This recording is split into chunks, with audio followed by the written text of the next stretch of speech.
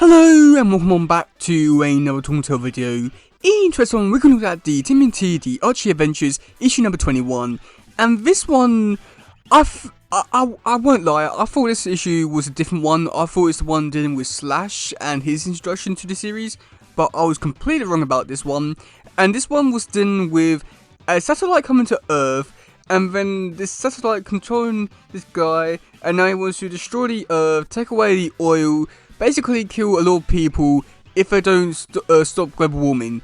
Which I feel like this issue is such a modern kind of issue, but this came out in the 90s, so I am a bit speechless by that. But yeah, I guess we'll just get into this one.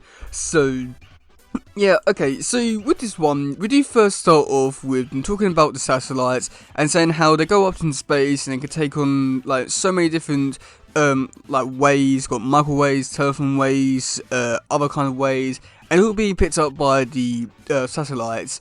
And we do get to see this one guy is just watching TV, and he gets annoyed that the world is damaging the ozone layers. So he decides to take his TV out from like this cabin that's in the wood out of nowhere. So I don't really know how it's getting all signal and all that kind of stuff. And he's about to chop it up with an axe, but that's when he gets hit with a satellite. And it turns into this TV robot man creature thing, which I have no idea how this is even possible. But yeah, so then for the next two pages, we do get to see the turtles training in the sewers. And this is something which I did quite enjoy, just because we don't really get to see the turtles train all too much, which is just so nice to see them actually like training and actually being ninjas and all that kind of stuff. And I would love them to do more stuff like this, where we do get to see them training and actually evolving and developing as characters. But unfortunately we don't, but it's still pretty nice to see it here. And it's also like pretty weird to see it with just like 3 turtles out of 4. I know like story and the continuity and all that stuff, it makes sense, but it still feels like quite weird without Raph there. But again, it was quite nice to see it all happen. So yeah, so after that we do get to see Splinter and April, they're at Channel 6, and they're talking about what we're going to be doing next.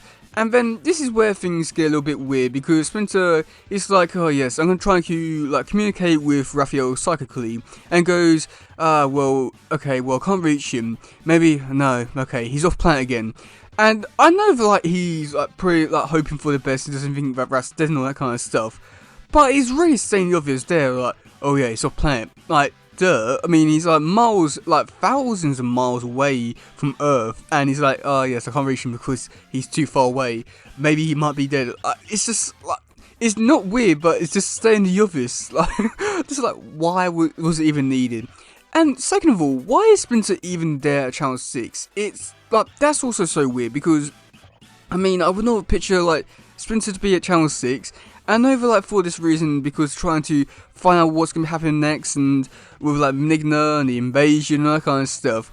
But why Splinter? He would seem like the kind of person who would just stay at home and do his own thing, not go out in broad daylight to try and like find out anything else. But yeah, so after that we do get to see the TV man. He comes in and he zaps April into the computer, and Splinter decides to go home to ask Donatello if he can do anything about this. And because in fact this has never been done before in history, he expects Donatello to quickly be able to access a computer to bring someone out of a computer. This is sounding more and more stupid the more and more that I talk about it. Oh my god. But either way,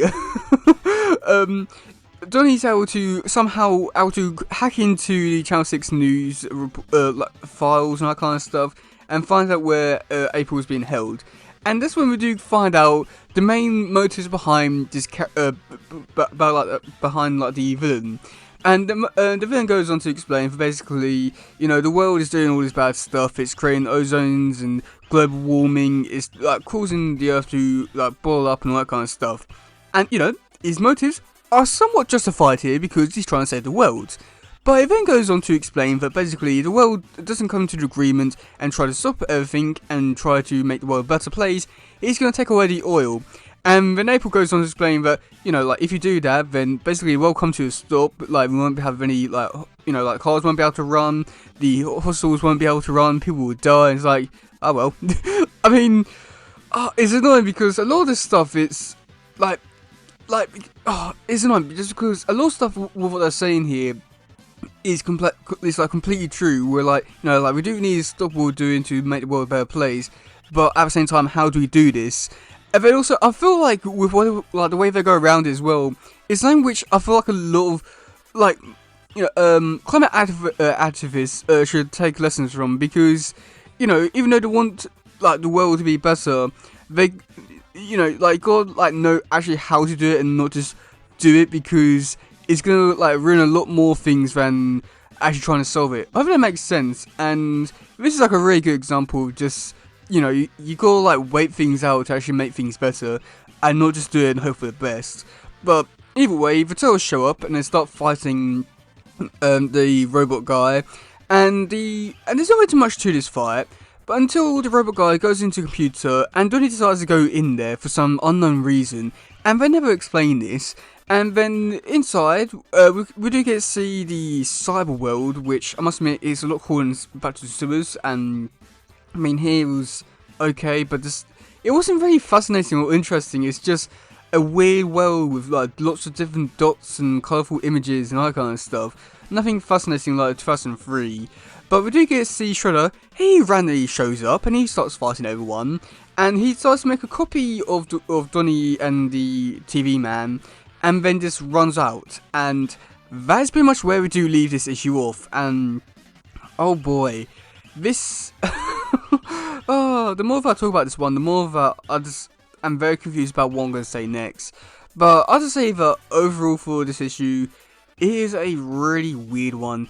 And like, considering that this is the first issue of the year which I'm actually reviewing properly, it feels weird to be coming back to this, and I was not expecting it to be like this, so that is extremely weird. And like, also like what I just said with the climate activist stuff, it feels like a very modern, despite coming out in the 90s. And I'd say that like, even though like a lot of stuff in this issue I feel like people can agree with, at the same time it's a lot of stuff which I feel like maybe the villain should probably just like rethink his actions, because he probably like cause a lot more harm than anything else. So yeah, but the Shredder stuff, it just felt so unnecessary and just so weird, and just out of nowhere it just pops up and be like, yeah, I'm gonna take this, my copy, goodbye. And I guess that is where we're gonna be leaning off for next issue, which I don't know if I'm gonna be excited for it or what, but yeah, it's gonna be certainly something, to say the very least. So yeah, let me know in the comment section below what do you think about this issue. Do you like it? Do you not? And yeah, that's it for today, guys. If you please share, subscribe and all stuff. Goodbye, yo, bye.